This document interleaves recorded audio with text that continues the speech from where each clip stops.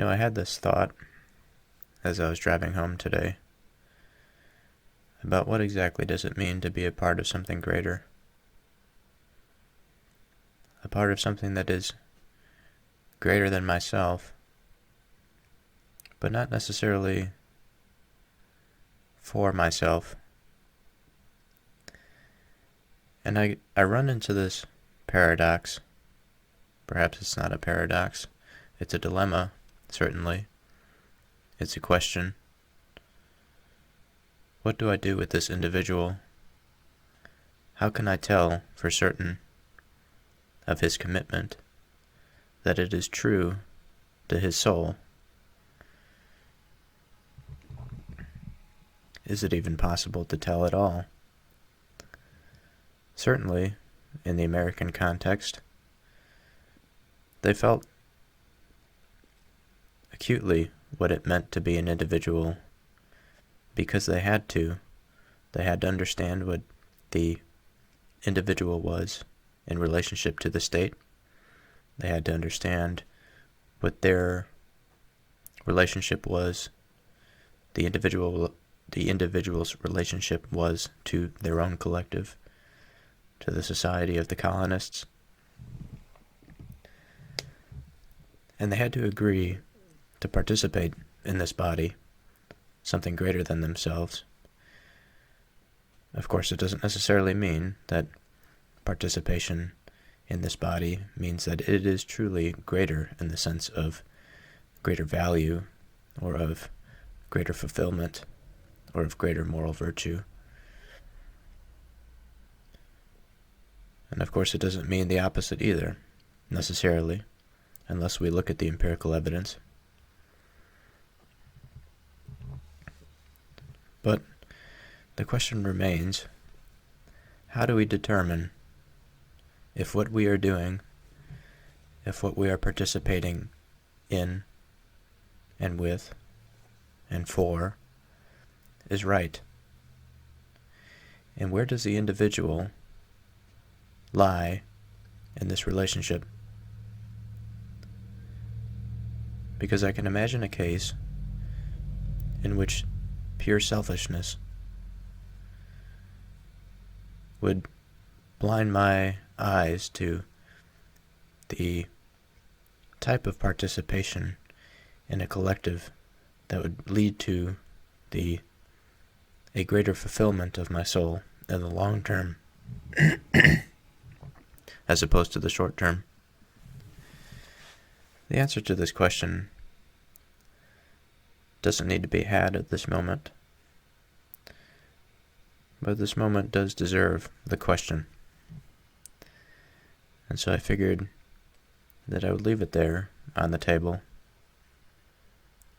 just as one might leave a bottle of wine on the table to come back to return to later, to enjoy later, because perhaps now is not the time to enjoy and to partake in such festivities.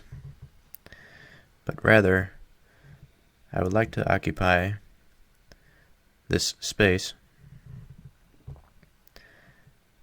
and consider some thoughts on government. Thoughts on government that are applicable to the present state of the American colonies, that is, in 1776, and a letter from a gentleman to his friend, that is, from John Adams to George Wythe, April of 1776. My dear sir, he writes, if I was equal to the task of forming a plan for the government of a colony, I should be flattered with your request, and very happy to comply with it, because as the divine science of politics is the science of social happiness, and the blessings of society depend entirely on the constitutions of government, which are generally institutions that last for many generations, there can be no employment more agreeable to a benevolent mind than a research after the best. Pope flattered tyrants too much when he said, Quote, "For forms of government, let fools contest. That which is best administered is best." Nothing can be more fallacious than this. But poets read history to collect flowers, not fruits. They attend to fanciful images, not the effects of social institutions. Nothing is more certain from the history of nations and nature of man than that some forms of government are better fitted for being well administered than others.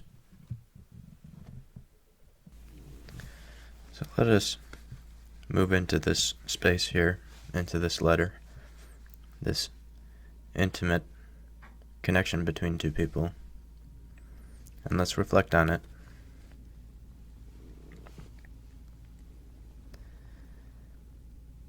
He says, "The divine science of politics is the science of social happiness." And so, what can we make of the statement, the divine science? A science is a method. It is a way to discover truth. It's a tool that we have in our tool belt. It uses the empirical method through observation, through questioning, through repeated observation, and through drawing conclusions. And yet, the divine is in the same sentence here. It's adjacent to the word science. And so what can we gain from combining these two words, divine and science? The divine is something that is beyond us. It exists at all times. It is there to be had by the conscious mind of man, regardless of a bad childhood or of a forgetful father, a forgetful mother. The divine is our voice of reason. And who can say, even among those secularists of a secular society, that the divine does not exist, when every one of us has been a child, when every one of us has grown into who we are now? At one time, what understanding of the world did we have? From where did we come, if not from a place of ignorance, void of the divine light, void of reason, void of the perception that we gain throughout the years from our family, from our schools, and from our churches. This is not something that is held by one person. This is something that is held by many people, and that is given to us. And if at once everyone were to perish on the earth, except for a small child who had not known his parents, or perhaps a small community of people who were left ignorant, they too would find themselves to the divine grace. They would find themselves into reason. They would determine and they would find truth. And they would do this through any number of tools. The tools of science. Again, the method by which we can have confidence in our reason. Though in many cases, it is bound to the material world, we can expand it into the world of politics, as it is the science of social happiness. And the blessings of society depend entirely on the constitutions of government. And so what might this mean? The blessings of society. The blessing of a society is from the divine. It is from the unification of all, from God, from the thing that is truth in itself. The blessing of society entirely depends on the constitution of government,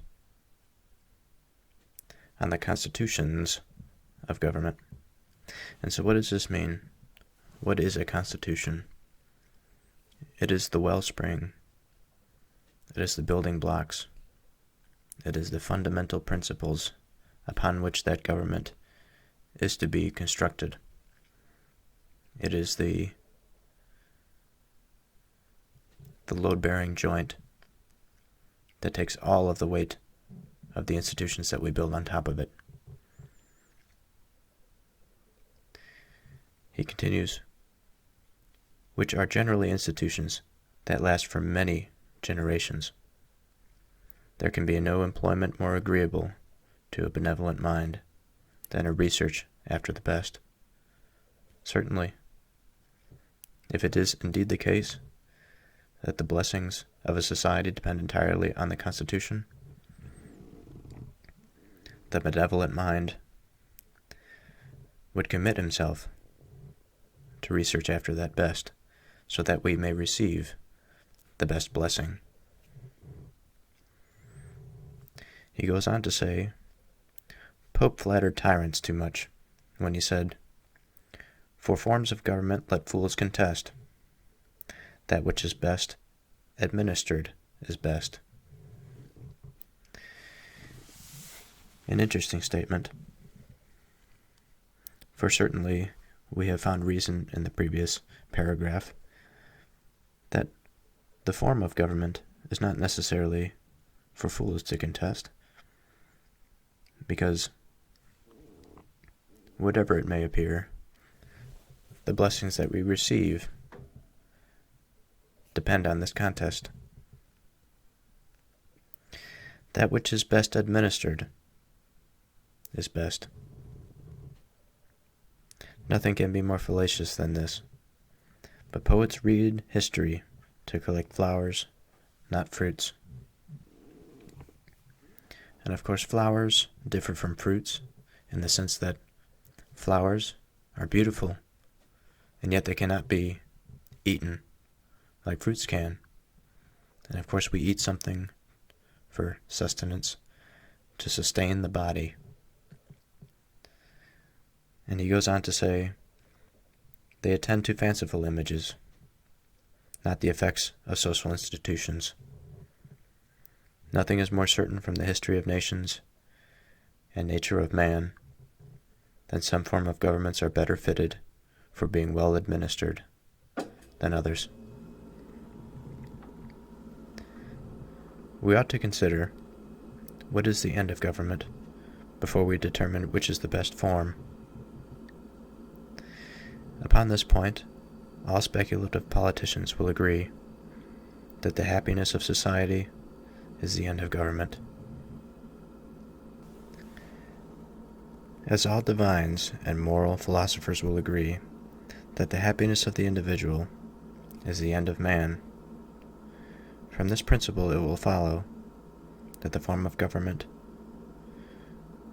which communicates ease, comfort, security, or in one word, happiness, to the greatest number of persons, and in the greatest degree, is the best. So in other words, we must decide what the point of government is, because from this point, from this principle, from this constitution, we can then form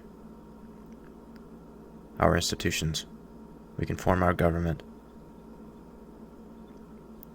He says, upon this point, all speculative politicians will agree that the happiness of society is the end of government. Now, perhaps there will be some that don't agree with this, but certainly it's not a bad statement. Of course, in order to truly appreciate this statement, we would have to define what happiness is. And what should I say that happiness is, without referring to some dictionary?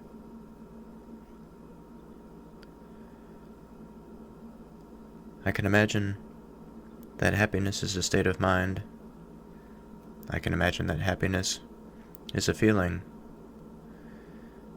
I can imagine that I could define happiness in any number of ways.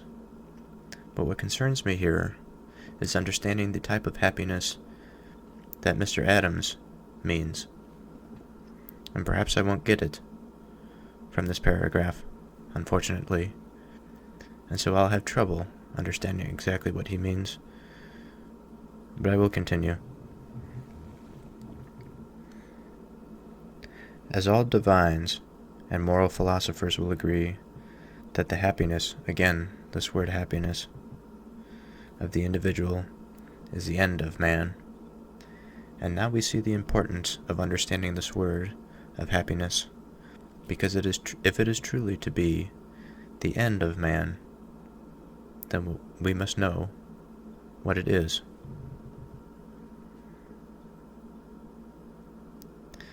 From this principle, it will follow that the form of government which communicates ease, comfort, security, or in one word happiness, to the greatest number of persons, and in the greatest degree, is the best.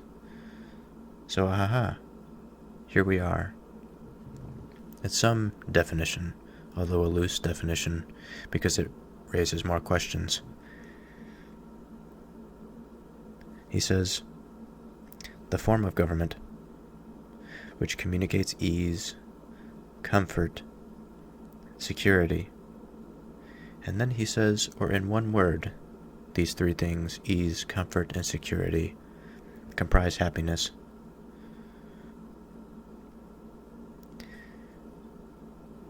And so what can we say of this? What can we say of ease? What can we say of comfort?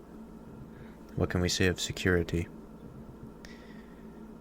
To start with the latter, security,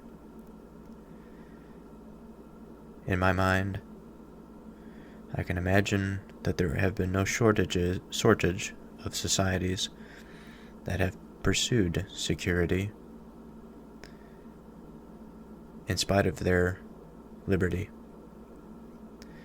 And they had abandoned it so that they could find in their government, in their king, in their leader, as in the case of Stalin, perhaps in the case of King Charles, perhaps in the mind of Hitler, Benito Mussolini, Mao Zedong, Pol Pot. How many of these people have promised security? And perhaps I make a mistake here, that it is not what somebody may offer and deceitfully turn around and provide something other than security. As in the case of many of those leaders that I had mentioned, perhaps they promise security, but offer destitution, poverty, blindness, hunger, all, of course, the state of a destitute person. So perhaps this is not security in the way that Mr. Adams means, because in this government, we retain our liberties. And so what is this security? Are we secure in the sense that our nation protects us? It has the rule of law. We are secure in the sense that we have the blessings of the divine. This is uncertain from this sentence, but it is important for such lofty statements. And what of comfort? What does it mean to be comfortable? Again, in the modern day, in modern America, what have we given for our present state of comfort? Of course, there are still many sufferings in the nation. But we have traded something for our level of comfort. We have traded a degree of internal autonomy in terms of inside this body that is the nation. We have traded our manufacturing. We have outsourced it to other nations so that we may benefit from cheap labor abroad. And is this the type of comfort that Mr. Adams means? Because in this trade, we lose meaningful employment, and yet we gain technology, we gain cheap products, material goods. And I can't help but think this is not what he means by comfort. Perhaps what he means by comfort is the comfort in knowing that our society is a blessed society,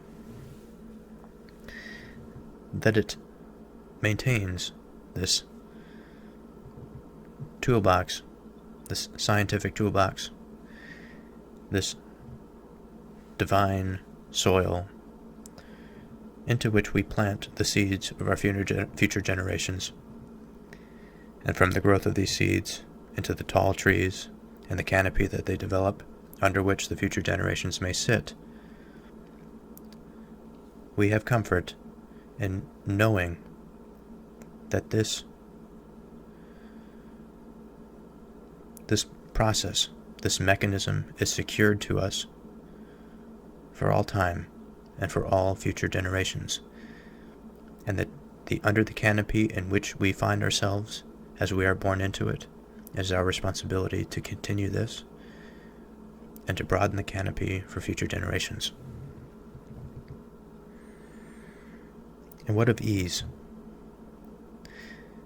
Well, from our previous reasoning, we can imagine that upon being born into this fertile environment,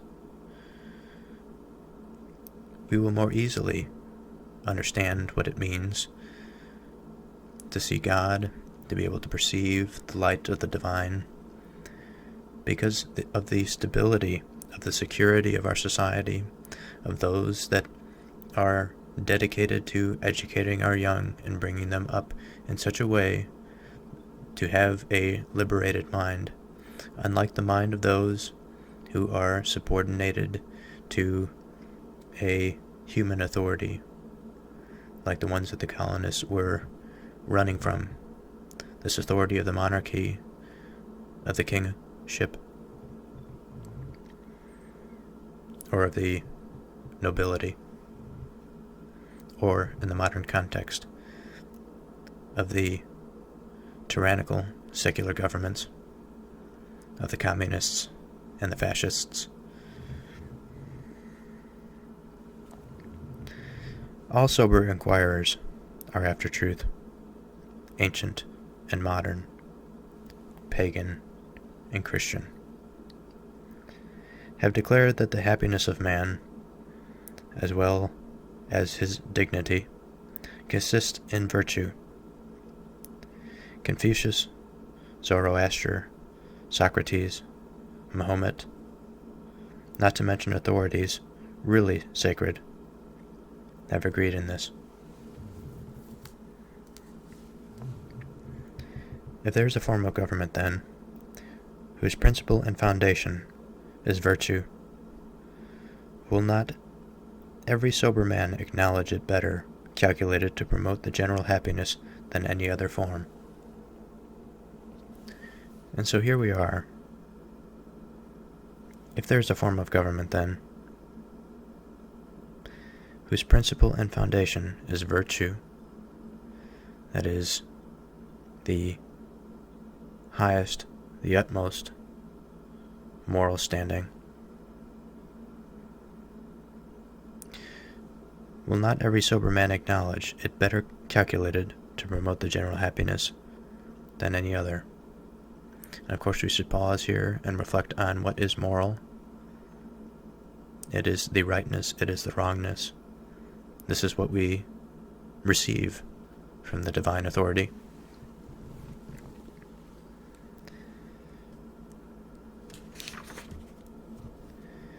Fear is the foundation of most governments,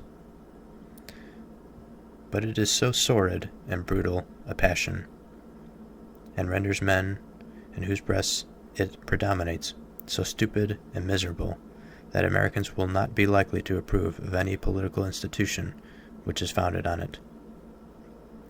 Honor is truly sacred, but holds a lower rank in the scale of moral excellence than virtue. Indeed, the former is but a part of the latter, and consequently has not equal pretensions to support the frame of government productive to human happiness. And so fear is the foundation of most governments, because this is the engine of control by which people submit. He says, but it is so soiled and brutal a passion, and renders men in whose breasts it predominates so stupid and miserable. Again, so stupid and miserable. Going back to this idea of the mind as this mechanism to perceive the divine. If subjected to fear, it renders them stupid and miserable. Americans will not be likely to approve of any political institution which is founded on it, which is good.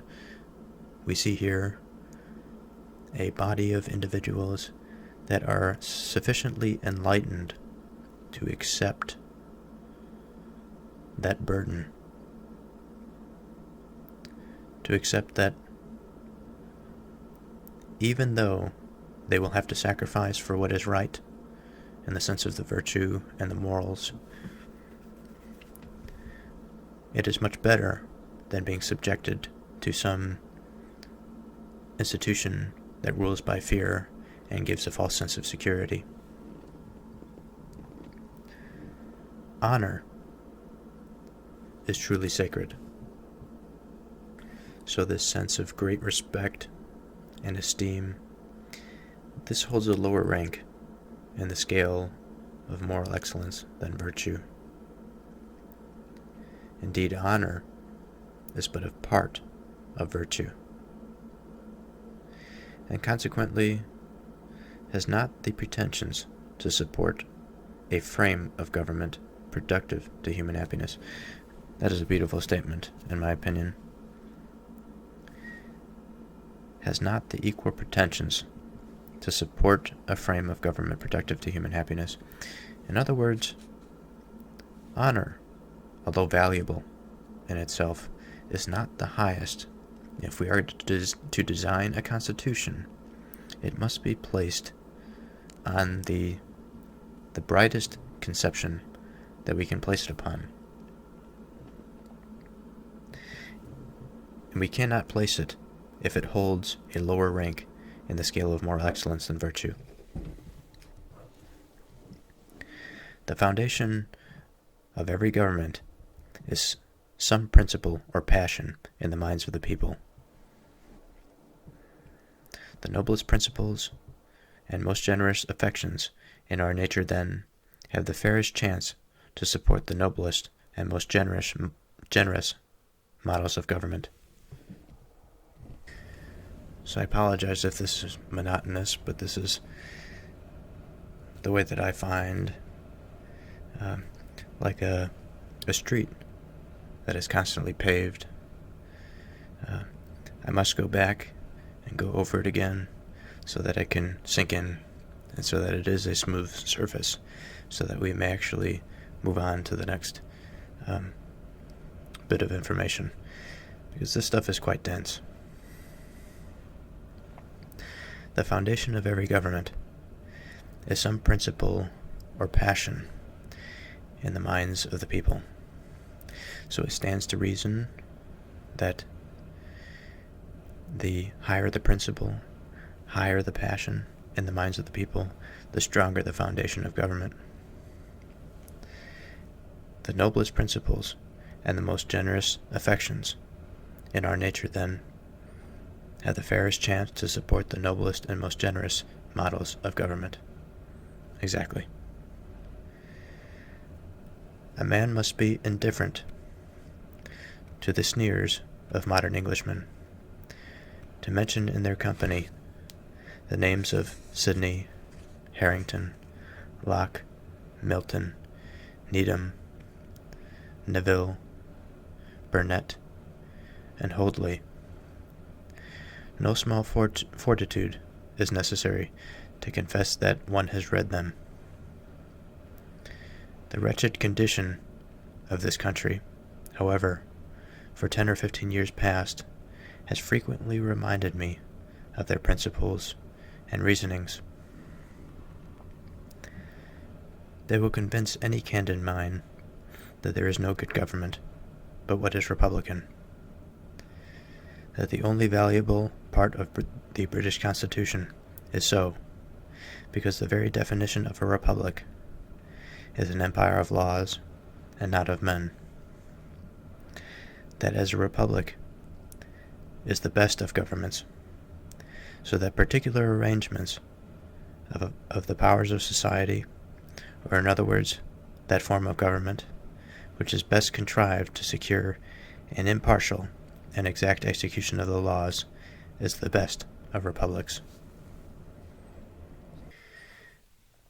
So, here we see Mr. Adams mention a number of Enlightenment thinkers, of political philosophers. He says it's no small fortitude. It takes courage to confess that one has read them. The wretched condition of this country, however, for 10 or 15 years past, has frequently reminded me of their principles and reasonings. So in other words, we have a bit of a foundation of thought here. And I'll have to confess I have not read any of them. I have loosely read Locke, but not in this detail.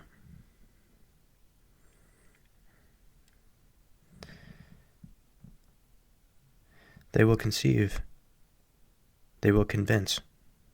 any candid mind that there is no good government but what is republican, in other words, a representative government, that the only valuable part of the British Constitution is so, that is, that this Constitution of the British government holds a sort of republican clause in it, that is, the commoners have a place in government.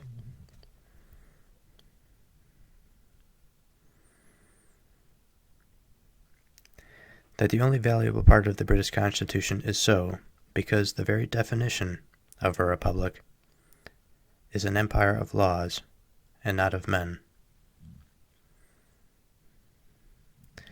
That, as a republic, is the best of governments. So that particular arrangement of the powers of society, or in other words, that form of government which is best contrived to secure an impartial and exact execution of the laws, is the best of republics. So, okay, a modification to the statement that I said, that a republic is a form of representative government, which perhaps it is, but here he says the very definition of a republic is an empire of laws and not of men. And so what does this mean, the law? It is an establishment. It is a statement based on reason of what we can and cannot do. Of course, it is bound to something quite deep. It's rooted quite deep. But where these laws come from is a very interesting discussion which we may not get into here, but we will eventually. I plan on reading a book by Christian Wolff, an important Enlightenment philosopher. He wrote a book called The Laws of Nations that will take me very many days to get through if I am to read it at this pace, but one day that will be here. And so he says, if it is indeed the case that a republican form of government is an empire of laws and not of men, then the particular arrangement of the powers of society, or in other words, that form of government which is best contrived to serve an impartial and exact execution of the laws, is the best of republics. Of republics, there is an inexhaustible variety, because the possible combinations of the powers of society are capable of innumerable variations. And this is an interesting reflection. I don't often think of republics of being inexhaustibly innumerable. I sort of think of them as one thing, separate from another quite distinct thing. But of themselves, I haven't made that distinction. It says because the possible combinations of powers of society are capable of innumerable variations. As good government is an empire of laws, how shall your laws be made? In a large society, inhabiting an extensive country, it is impossible that the whole should assemble to make laws. The first necessary step, then, is to depute power from the many to a few of the most wise and good. But by what rules shall you choose your representatives? Agree upon the number and qualifications of persons who shall have the benefit of choosing or annex this privilege to the inhabitants of a certain extent of ground.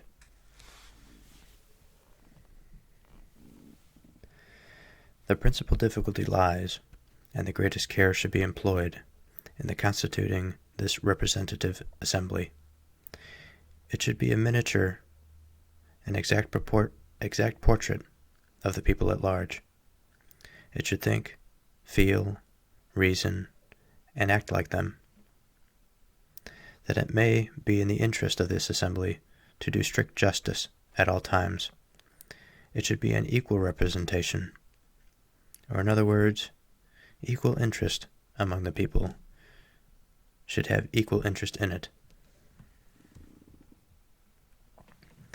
Great care should be taken to effect this, and to prevent unfair, partial, and corrupt elections.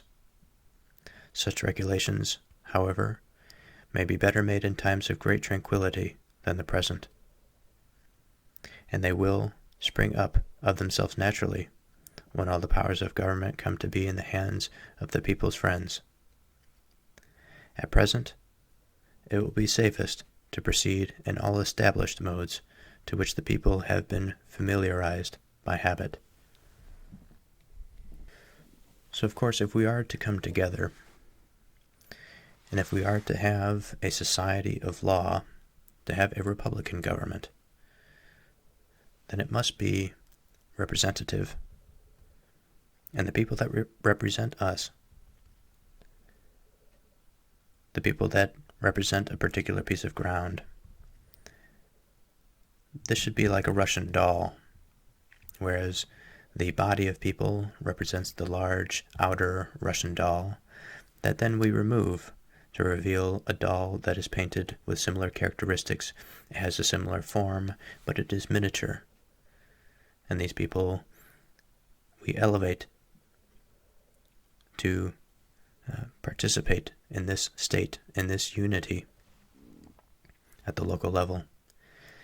And yet, we remove again this layer, this Russian doll, to reveal yet another version that represents the whole, that represents the body. It is at one time the same. It, as Mr. Adams says,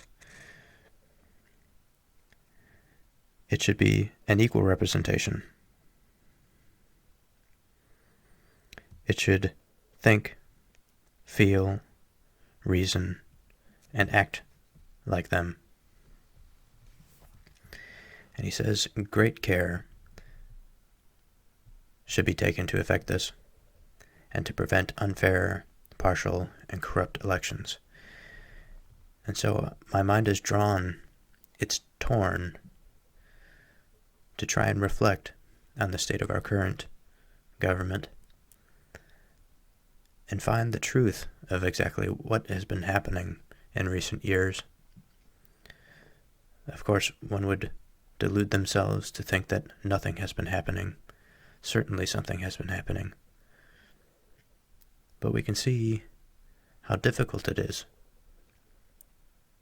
But certainly as I view myself in the mirror, as I am pushed through this filter of American political philosophy,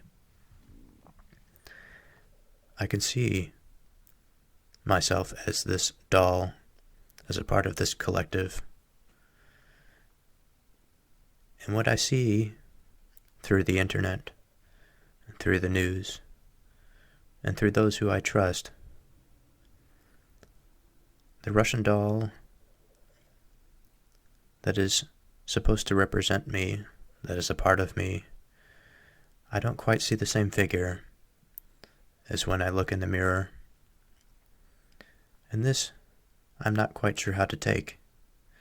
Is it the case that what I see in the mirror is not the one that should be represented? Or is it the case that the one that I see on the screen is the one that is not the representer?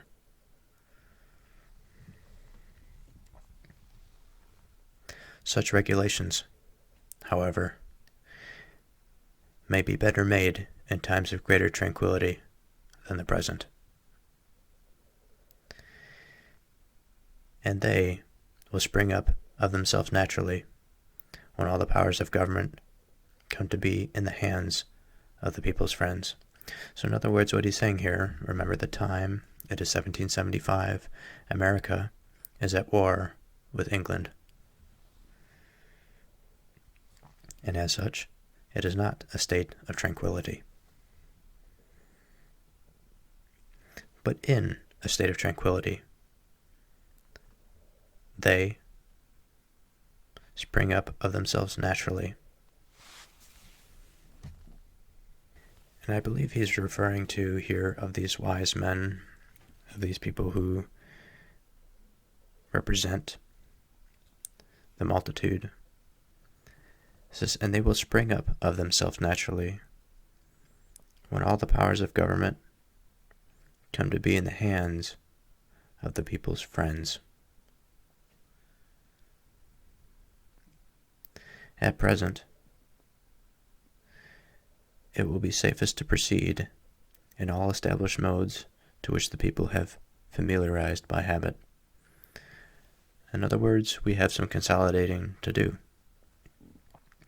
We must proceed in the way that we have, where we have come from, which unfortunately means not necessarily in a state of perfection, but it implies that the state, that the institutions that we form can be perfected, but again, great care should be taken to this effect. And this is the important consideration of our modern day, is it not? Where do we find the care? He continues, a representation of the people in one assembly being obtained, a question arises whether all the powers of government, legislative, executive, and judicial, shall be left in this body. I think a people cannot be long free, nor even happy, whose government is in one assembly. Many reasons for this opinion are as follows. So let's break this apart here. So the powers of government to legislate, or to design the laws. The executive, the power to sort of put a plan into action and to, it's in the word, execute on a law. And then the judicial, to make judgments on law or about law.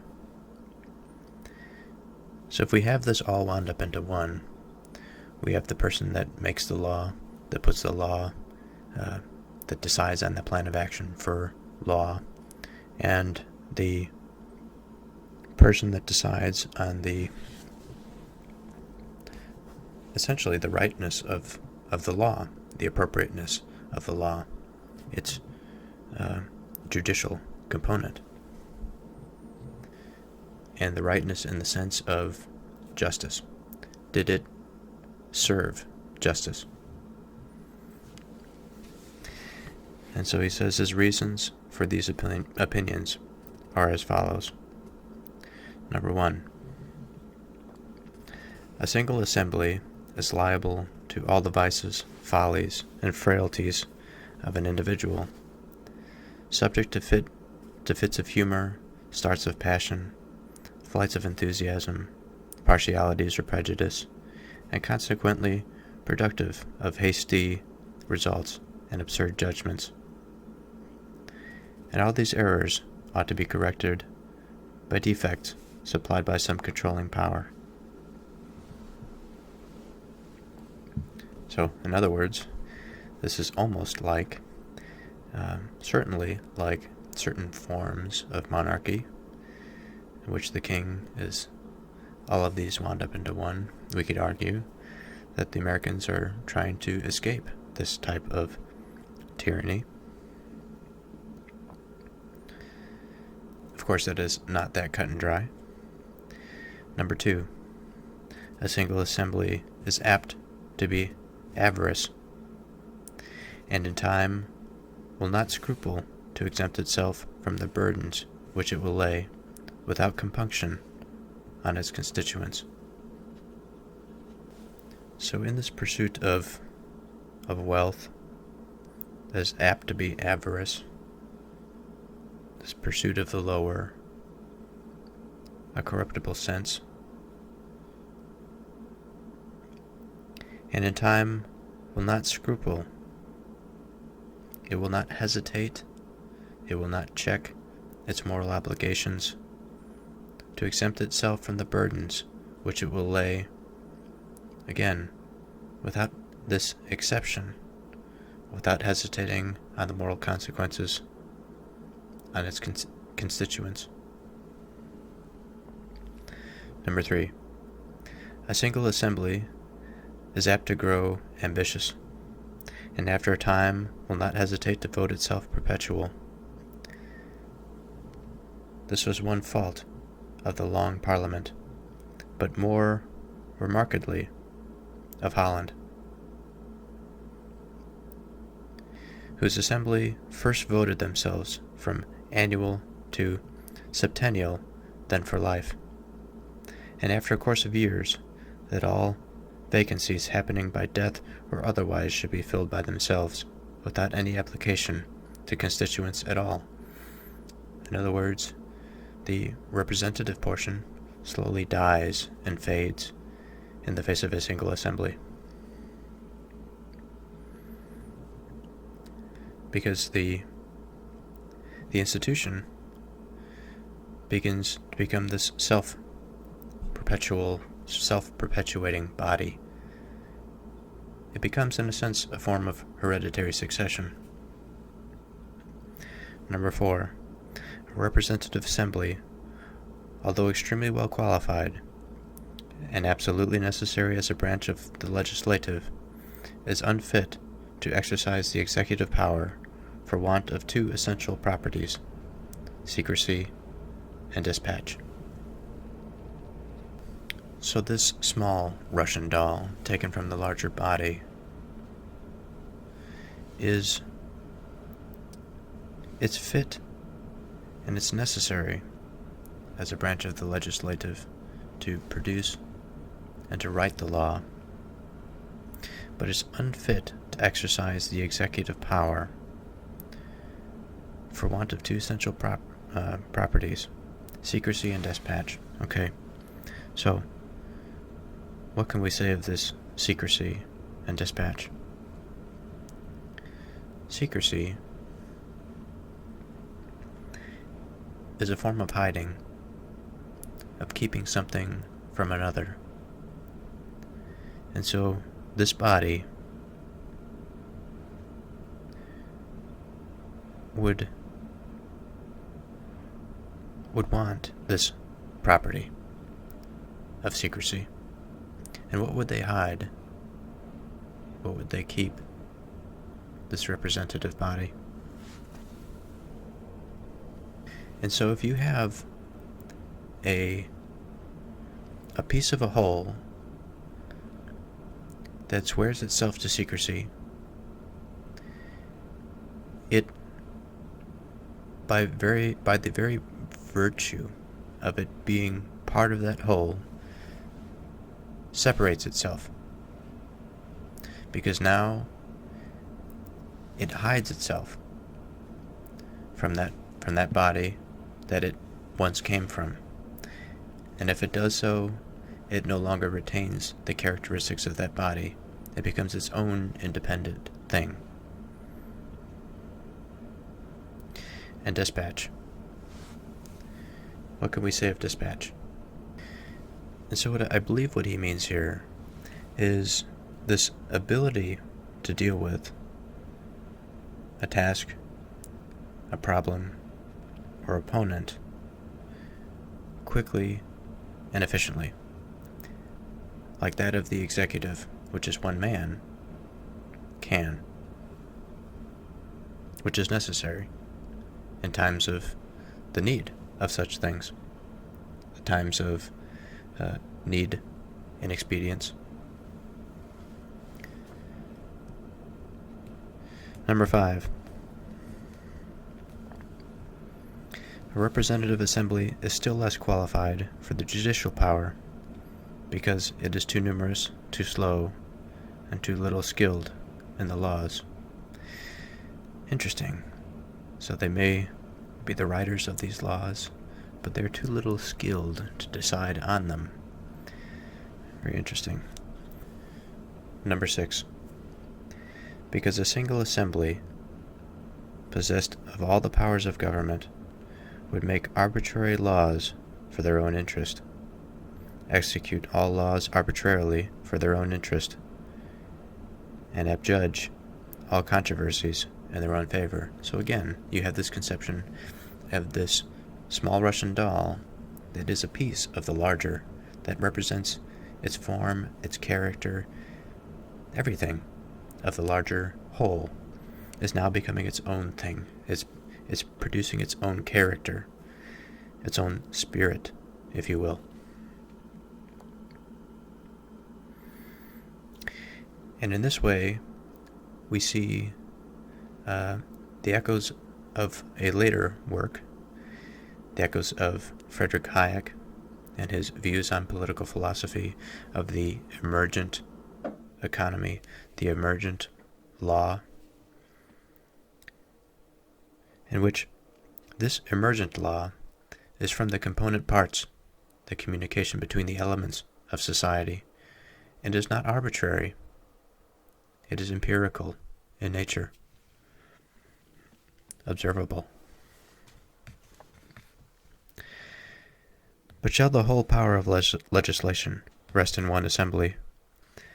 Most of the foregoing reasons apply equally to prove that the legislative power ought to be more complex, to which we may add that if the legislative power is wholly in one assembly, and that the executive in another, or in a single person, these two powers will oppose and encroach upon each other, until the contest shall end in war, and the whole power, legislative and executive, be usurped by the stronger. And so I think we are going to end this episode here for today. I will continue tomorrow with the thoughts on government in this letter from Mr. Adams to George Wythe in April of 1776.